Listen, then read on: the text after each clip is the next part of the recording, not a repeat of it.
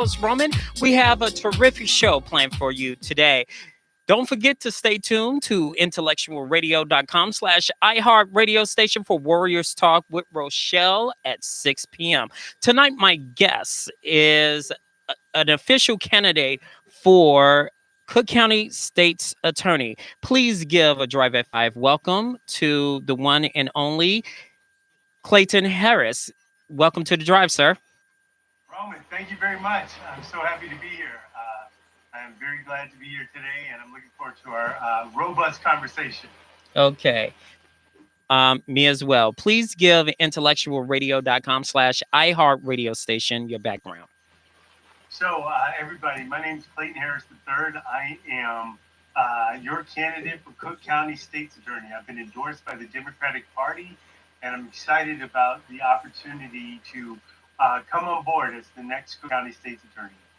By way of background, I'm a military brat. My mom was an educator and a civil servant. My dad was an officer in the Army. We moved every 3 years. I graduated high school in Germany. I went to undergrad at Middle Tennessee State University, where I got my Bachelor of Science in Aerospace Technology. So I am a rocket scientist. Moved to DC, worked at the Ballistic Missile Defense Organization at the Pentagon. Decided to go to law school. Went to Howard University School of Law. And then I came here to Chicago under Dick Devine. I prosecuted, went through appeals, traffic, narcotics, and special prosecutions. I teach at the University of Chicago, where I also got my master's in public policy. As Married, I have a wonderful wife and two outstanding little boys. Oh, you just had to. As Cook County State's Attorney, what will be your platform day one? Day one, I think the first thing that we have to do is we have to address the smash and grabs that's going on. We have to make sure that we are tackling how people feel. The urgency of this moment can't be overlooked. I've been around all of Cook County, and people are telling me that they don't feel safe. And no matter what you think is the reason why we got to where we are, we're here. So we have to take this on. To address the smash and grabs, we're going to add a 10th division in special prosecutions that will deal with specifically organized crime, and it will start to take on guns, carjackings, and organized retail theft. Second, we're going to rework our relationship with law enforcement to ensure that we're able to tackle this crime that's going on. Third, what we're going to do is we're going to address the problem or the issues of recidivism. We're going to look at the juvenile justice system. I'm a big fan of the restorative justice community courts, but they really look at 18 to 26. We need to start a little bit earlier so that individuals that come into contact with the system either come in once or never come into contact with the system at all. And we're going to look at supporting all communities with data and putting that information out so people understand where the hot spots are. And we're going to start with a hate crimes data dashboard, so people understand what's happening in and around the county. Those are the first four things. We're going to still look at some environmental justice aspects of it. I mean, there are a lot of things we're going to do, but the first four major things that we're looking at are those four things I have. As Cook County State's Attorney, what would you do differently than the current administration? Yeah, I think that the current administration, they've done some wonderful things that have been nationally replicated. So we're going to continue with those. But what I'm going to do as your next state's attorney is we're going to focus on, and my platform is pretty simple, is that we can do more than one thing at a time. We can be safe and just at the same time. So we're going to focus on making sure that people understand that we're telling the story of the good work that the prosecutors are doing in the office. We're also making sure that we're doing it in a just fashion so that everyone is safe, but we're being just while we're doing it, and we're doing it through accountability. What inspired you to run for Cook County State's Attorney?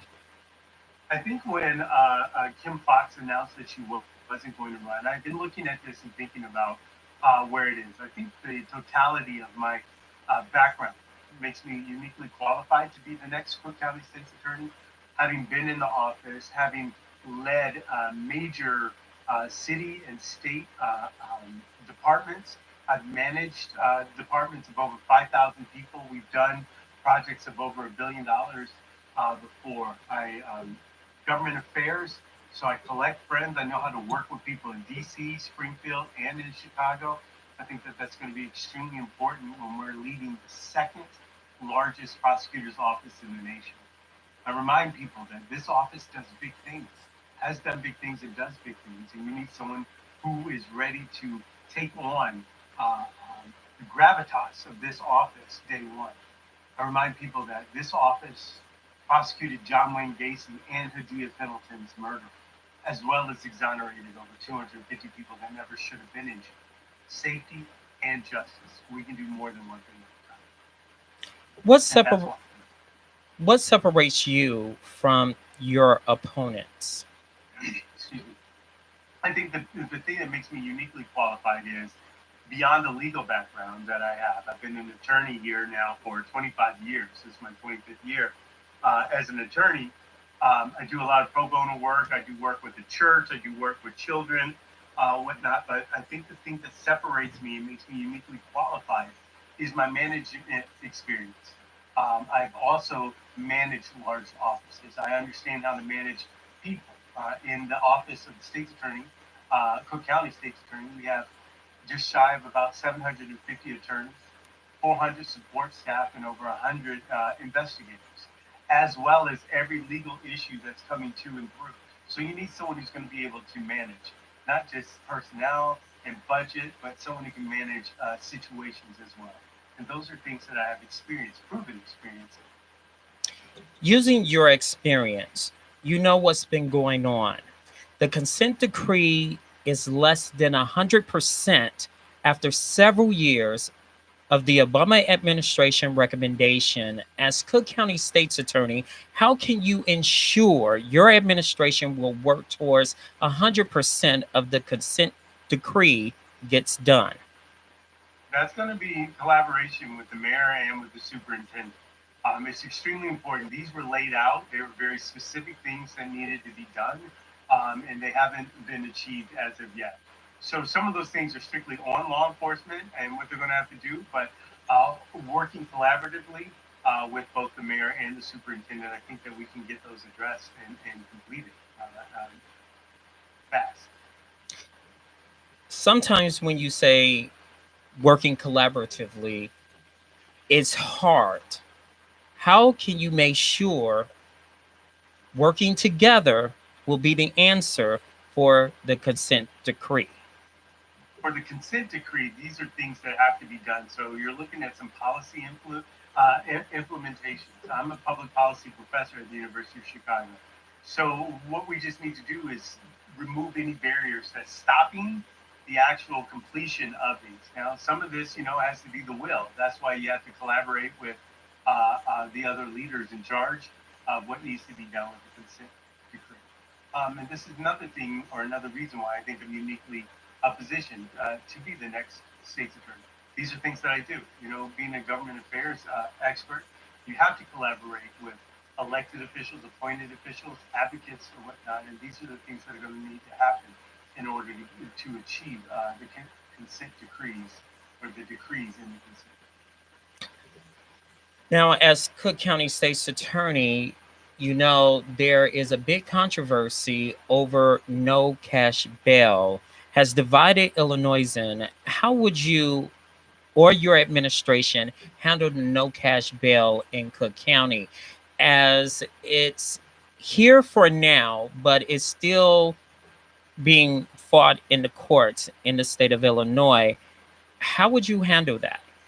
Well, the Supreme Court here in Illinois made it clear that this is going to be the law of the land. So we're good to go with it. What I think, though, that you need to make sure that everyone understands is that the rhetoric that was coming out prior to it being implemented back in September was that we were going to be less safe and that a lot of things were going to go on. It was going to be anarchy in the streets and whatnot. But what we know is that it's absolutely not true. The data has shown that since no cash bail has been implemented here in Illinois, we are actually a safer society. What it does is it just stops criminalizing poverty now.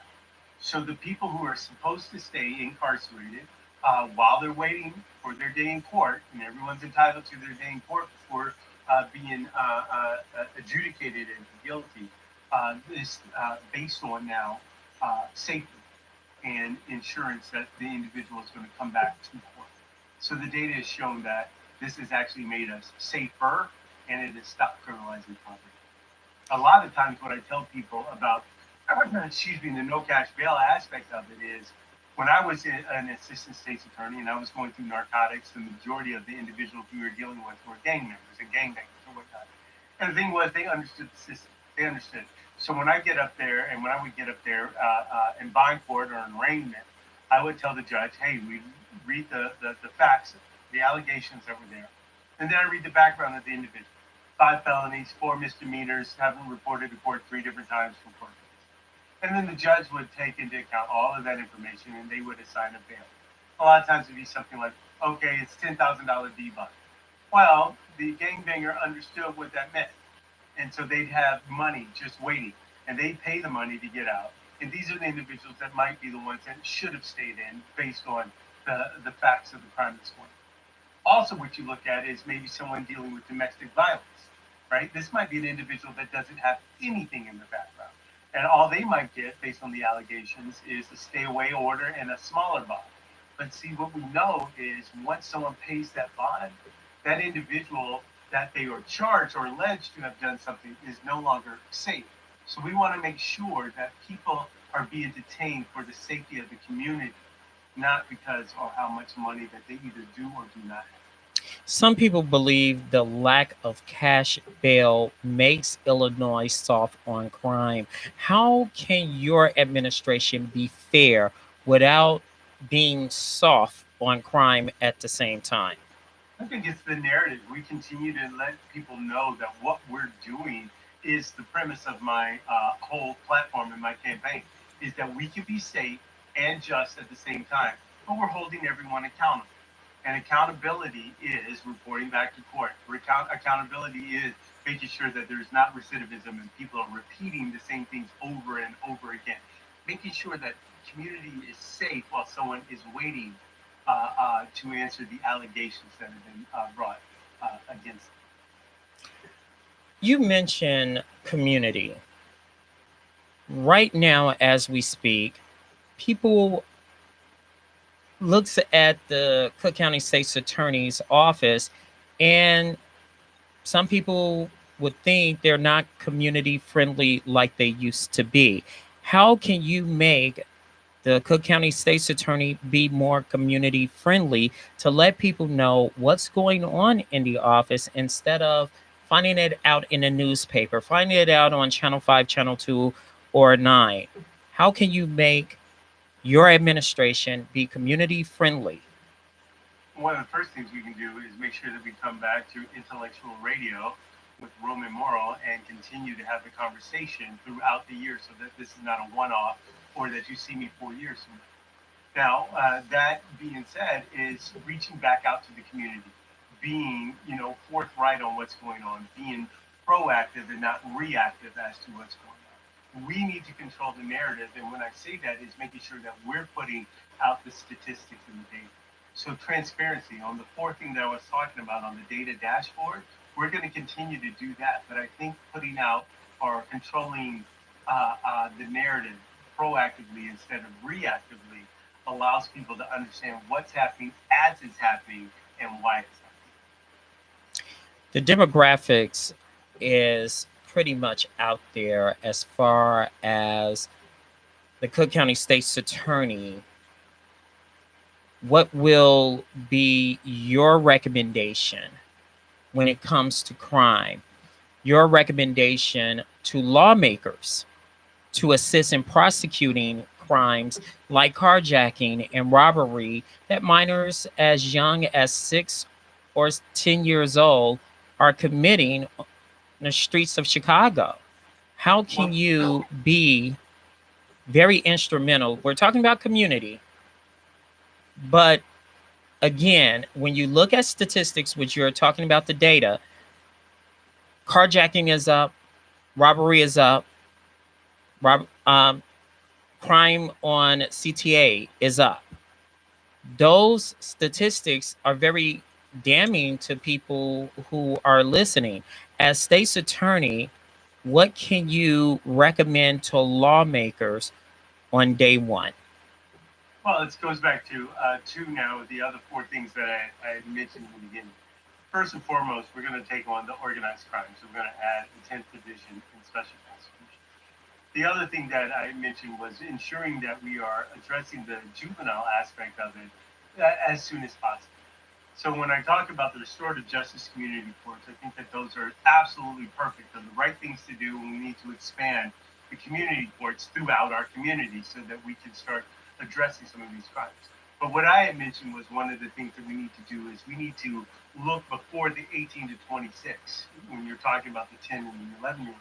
So what we're really looking at now is the juvenile intervention support center. And what we want to do is to make sure that we are highlighting or focusing where these individuals may be and provide the resources to them so that they only come into contact with the system one time, or better yet, that they never come into contact with the system. So when we're looking at restorative justice community courts, what we're looking at are diversions and opportunities for individuals to get their GED, maybe go to drug school, drug counseling, or whatnot. Uh, um, Different things so that we can defer prosecution if people really are trying to get on the right path and not coming back. When we talk about the intervention aspect now, what we're talking about is deflection. We don't even want them to come into the into contact with the system. One of the ways that we're going to address this is to deal with our teachers. We're going to tap into a very good resource that has been underutilized, and it's the teachers that can help us identify where some of the hot spots are, where we might start to see trends where young people might be truant and not in school and falling down, or other things happening that may indicate or portend some factors that could lead to activities coming in contact with the system. That's the number one thing that you mentioned is truant. Some people would say there's not enough money to have truant officers in the schools to keep track of absences or see if someone is in need or in trouble, why they're not coming to school. If you look at the latest report, it shows a dramatic dip in high schools. Austin High School only has what, 30, 40 people inside, and the makeup is 2 to 300 people. What's going on? A lot of people have said since the pandemic, less and less teens are going to school. Even in grade school, less and less people are going to school. And again, I guess the operation, I don't know if it's still the same or different. If you don't have nobody's there, how are they going to fund Chicago Public Schools? You're saying that you want to work in concert with teachers, but it's hard to monitor now what's going on if the students are not there. Well, I mean, that's part of it right there. And what I'm talking about too is beyond the power of the state's attorney, but more the sphere of influence of the state's attorney. But starting, at a certain point, dealing with and working with our teachers, working again with other, I guess, interested parties and stakeholders in there, we can try to address the problem head on together so that we are not seeing these individuals who are not going to school ending up in the judicial system. As Cook County State's Attorney, how can you ensure the racial demographics of attorneys represents the population of Cook County? Because most of the state's attorneys that represents the office now are white, and they're prosecutors. There is a small percentage of black attorneys that works there, and it puts a bad taste in predominantly black communities because black attorneys are out there, why they're not getting hired in the Cook County State's Attorney's office.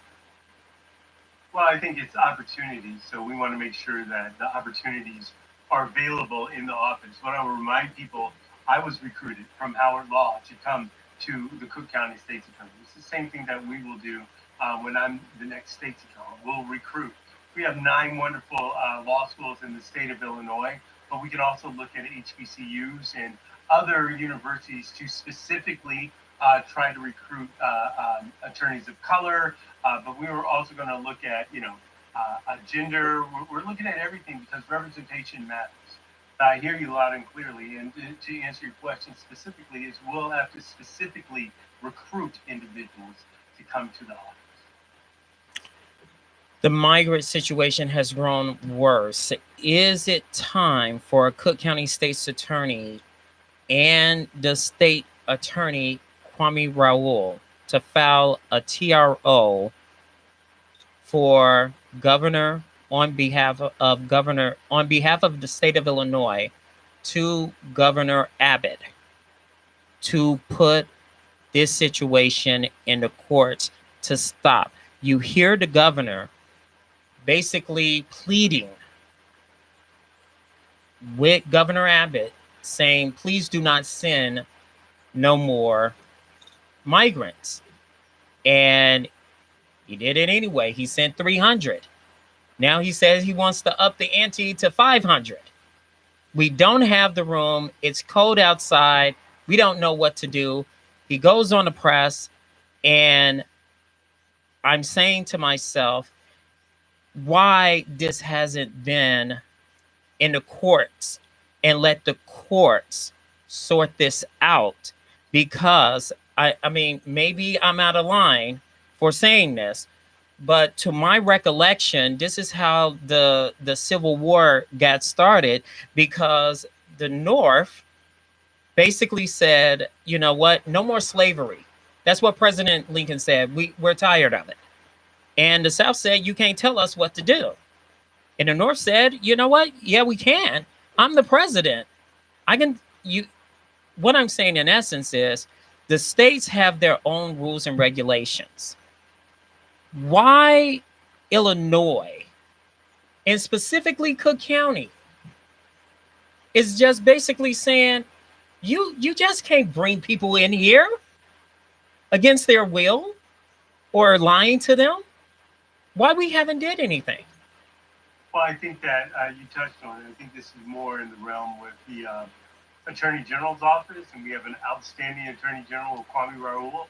What I can tell you is if there were any state or county infractions that came up as a state's attorney, I will work with the Attorney General's office to ensure that we're prosecuting correctly anyone who's violating the rules. I know that they put in violations now for bus companies that drop people off without notice or whatnot.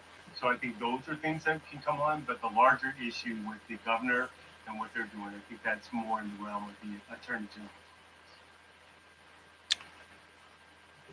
As we discuss community, as we discuss migrant situations and what's been going on in the Black community, one of the things that's been going on in the Black community is safety.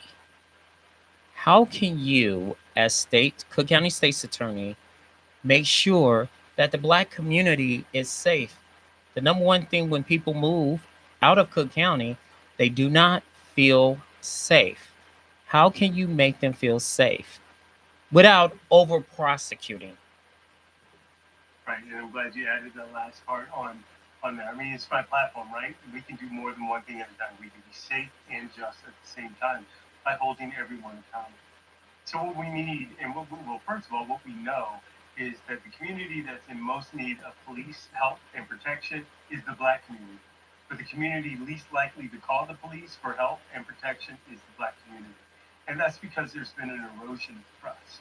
So where the state's attorney can come in right there is to ensure that everyone knows that we're holding everyone accountable. Even though we have to communicate and collaborate with the police, we need to know, and people need to know, that there's a bright line between the state's attorney's office and law enforcement, and that the state's attorney's office will be holding law enforcement accountable for how they move forward and how they do the job that they're supposed to do. I think when people see this, when people recognize what's going on, that we start to rebuild trust.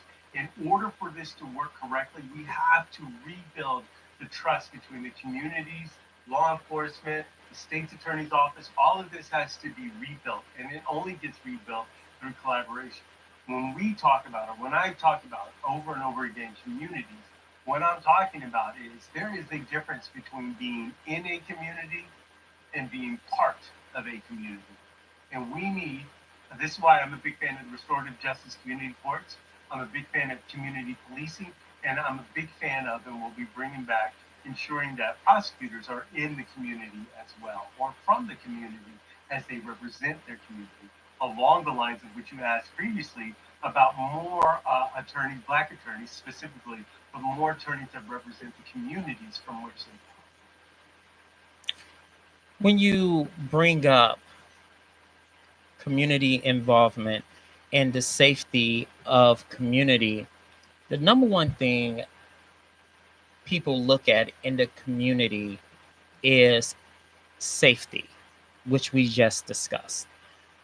When they see a police officer or call the police officer and they said a crime was committed and you have a ringer, a video ringer, they actually physically go to their homes and it's like singling them out. Say, can we get that video? A crime was committed. We want to look at that camera. Is there a way to prevent the police to out them that they can use a certain ringer registration email to say, hey, there was a crime being committed. We want to look at it without them going door to door because it's intimidating. It's intimidating because, you know, the old saying, snitches get stitches. And when a police rings that doorbell and say you got a door ringer, there's a crime being committed, it, they're at a catch-22. They want to do it, but at the same time, they don't want to be singled out. Is there a way like a registration ringer email that if someone is a crime committed, the police can contact them via email? That is something that I don't know if the superintendent and the police are working with. I would assume, regardless, that the data would have to be uploaded anyways and then sent to the police. So I'm sure that they would probably have some way in which they could capture the information without anyone else truly knowing necessarily where it's coming from.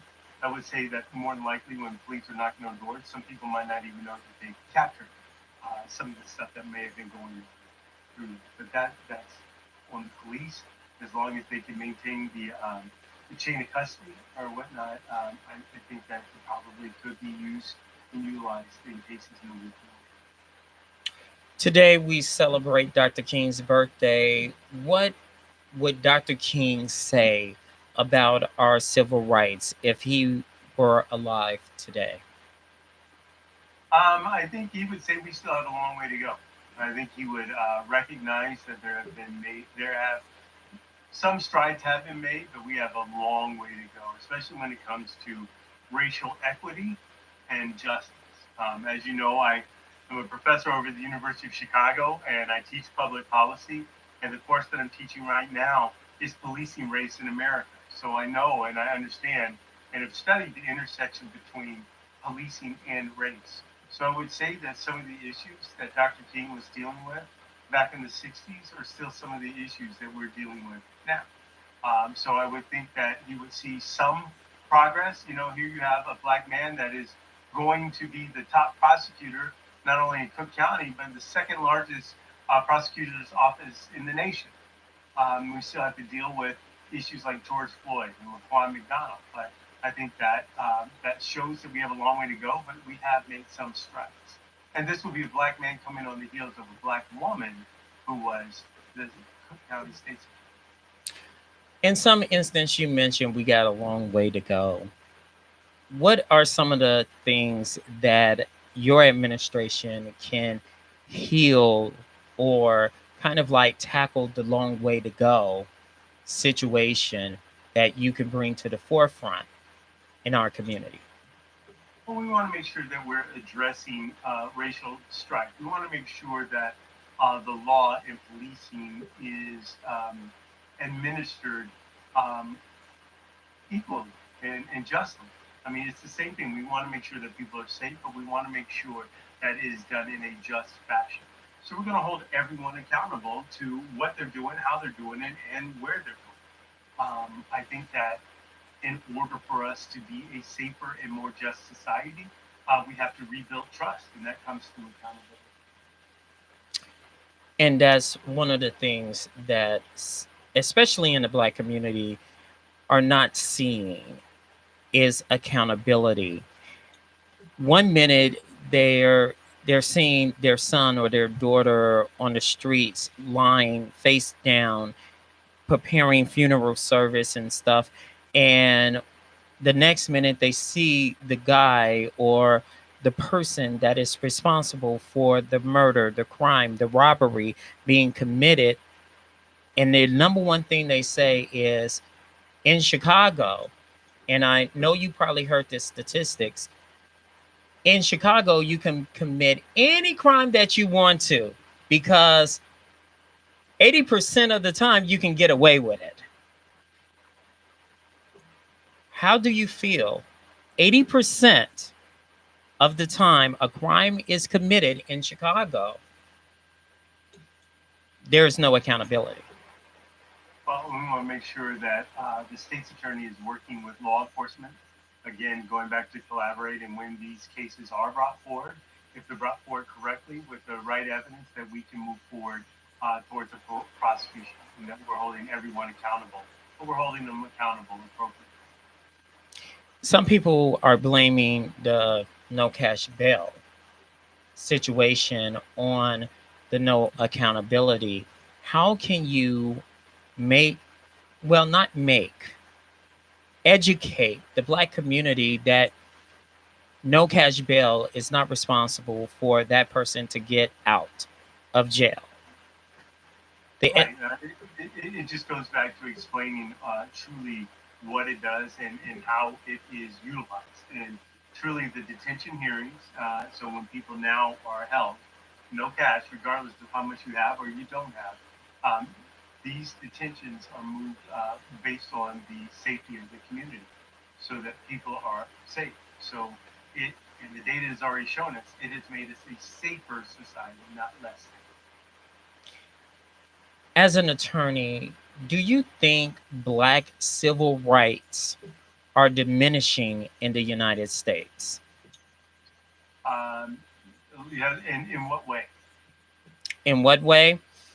There are some states that basically voted to diminish voting rights.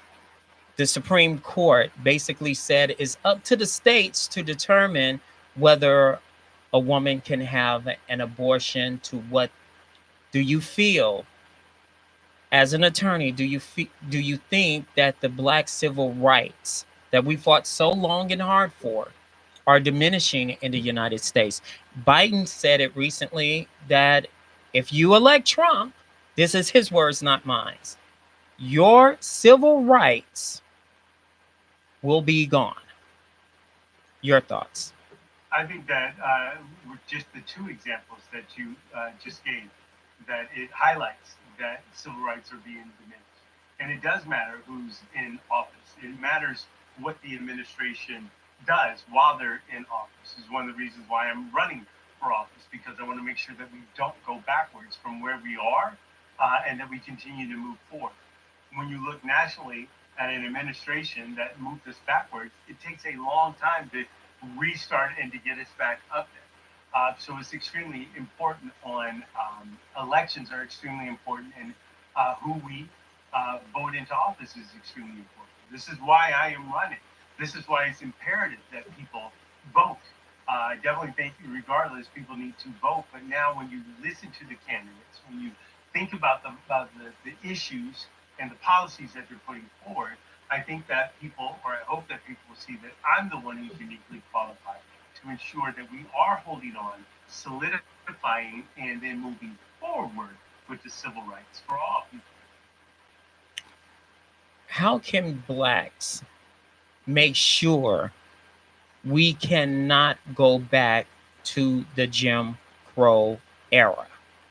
This has been mentioned in I I would say in Republican settings, not saying the word Jim Crow, but you hear the reports of Karenisms and Johnisms out there violating people's rights. Of course, I don't know if you got a chance to see this video that went viral a couple of weeks ago of a DoorDash African American woman delivering some food, and a white woman stopped her, put hands on her, and she said, if I would have put hands on her, I would have been violated. My rights of defending myself, I would have gotten charged. What's going on that you, as a black man, if a woman smacks me, and this is a lot of guys be saying this, if a woman smacks me, I don't have a right to defend myself. I don't have a right to defend myself if a white person hits me. I will get overcharged. And this is another reason why I'm running for office. You might get arrested, but I will be the one. My office will be the one to charge it or not charge it in this situation. That's why it's important to have someone who has discretion, who has good judgment, who will look at the totality of the circumstances and understand that sometimes, if not most of the times, race and racial politics can play into situations. And you need to be able to discern what is going on. You need to be able to look at the evidence as presented. But you have to remember, it's the state's attorney that files the charges. The police can recommend charges, but it's the state's attorney that files the charges and determines whether a case even moves forward at all. Everybody has the right to defend themselves, and nobody should have to have, especially in the commission of their job, have to have an assault occur with someone places their hands on you and you feel in fear of for your safety or whatnot. This is an assault, and it can be charged as such. As an attorney, a husband, and a father, what do you fear most about being a black man in the streets of Chicago? Well, it's twofold, and I say this when I'm talking about running for office. I have to worry about gangs and guns and bullets flying the same way I have to worry about being profiled by the police. It can be in danger at any point. So this is what helped craft my platform, that we need to be safe and just at the same time, and then do it. It's not an either or proposition. It's an and, safety and justice. Again, I'll go back to talking about teaching policing race in America. Solutions are shared experiences. More people seeing us as humans, seeing us as the people that we are, and then we deal with equity and equality. How do you, as a father, share those experiences with your children? Yeah, my kids are young, 9 and 11, but we have to educate them. They've already had the talk, and when we talk about that, you know exactly what I'm talking about. And they're nowhere near driving age yet, right? But you still have to have the talk. I told you that I'm a military brat. My dad was an officer in the Army, and that I grew up with respect for authority and discipline. I have to ingrain in their minds that sometimes you have to do stuff that you don't like. You have to do stuff you don't like. It doesn't make it right. It doesn't make it right at all. But what it does is it gets you home. It gets you home to me. And then let me handle it. Let me handle it. It's not right. That woman delivering food should not have to have someone put their hands on her and fear that she cannot protect herself because she might not make it home if she does something, right? That she's entitled to do. If it were the other way around, that someone would absolutely expect to happen. But she's got to get home and then let us deal with it at that. And we are going to hold everyone accountable. Someone places their hand. You see what I'm saying? That's not justice. Then that's not safety. So to your question specifically about my boys, I'm the one who has to educate them. I'm the one who has to instill discipline in them and respect for authority so that they know how to handle themselves even in a situation that they shouldn't be in, situation not of their doing, situation where maybe someone in a position of authority is abusing their power. They got to have the discipline and the wherewithal to get home to me. That's what they have to do. That's what they have to do. They got to get home to me. Tell us something we don't know about Clayton Harris, candidate for Cook County State's Attorney. Well, I told y'all I'm a rocket scientist. Most people don't know that. So that's kind of different. And I graduated high school in Germany. So um, I don't know. I have faith in. I'm a man of faith. I have faith in our community. I have faith in Cook County, and I have faith that we ultimately can get this right. But it's going to take a while, and it's going to take a struggle. But we can do it. But we have to stay faithful, and we have to keep our eyes on the prize. And the prize is justice, and that justice ensures a safe society.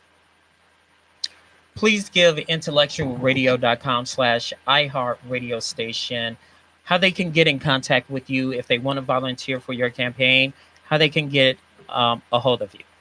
Roman, I appreciate that. The best way is to go to my website, which is www.claytonharrisforcook.com. Clayton Harris, FOR, cook.com. www.claytonharrisforcook.com. All right. So next time I want you in studio when you Yes.